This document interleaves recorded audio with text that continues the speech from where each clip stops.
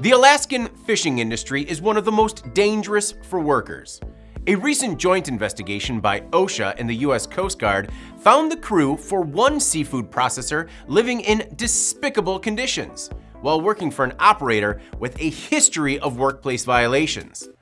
OSHA's initial investigation was opened in July 2022, but was delayed when the 472-ton seafood processing vessel, the FV Pacific Producer, left port in Kodiak, Alaska.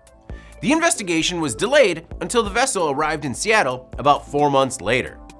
During the inspection, investigators found a host of unsanitary conditions, including brown, murky drinking water, expired food being served to the crew, and the water that was used to process fish was leaking into the galley's dining area and dry food storage. On top of that, the crew was exposed to electrical hazards throughout the vessel, like damaged and improperly installed electrical equipment, broken outlets and outlets near water, ungrounded extension cords, and exposed wiring. The FV Pacific Producer also lacked a suitable fire suppression system. On January 12, 2023, the ship's operator, East West Seafoods, and owner, Christos Tsabouris, were cited for 20 violations with $208,000 in proposed penalties. East West Seafoods has a history of unsafe operations. OSHA found similar violations in 2012, 2014, and 2018, as well as other dangers related to a lack of lockout, tagout, machine guarding, and fall protections. In 2018, the ship had an ammonia leak.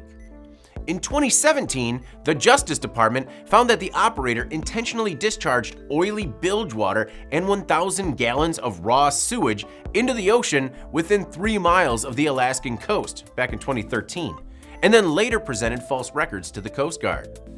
A federal court sentenced the company and its owner to 5 years of probation and $50,000 in fines.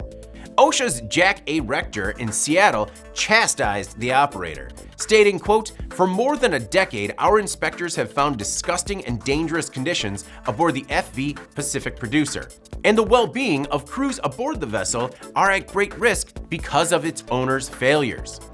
Now, we sometimes talk about OSHA's lack of teeth to create real change in these situations, but the Coast Guard has some levers it can pull as well. The Coast Guard invalidated the FF Pacific Producer's Certificate of Compliance, stopping all operations until repairs are made. I'm David Manti. This is IN Now.